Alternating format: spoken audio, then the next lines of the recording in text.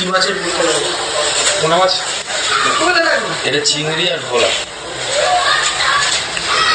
অল্প করে কোনো বাইরে গায়ে ঝরে ওরে বাবা।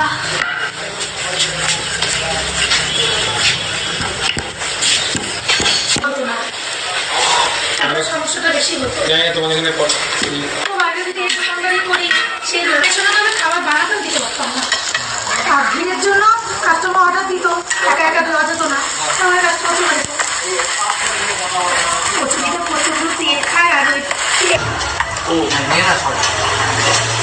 এখন শর্ট নিতে হবে, ভাগ নিতে হবে।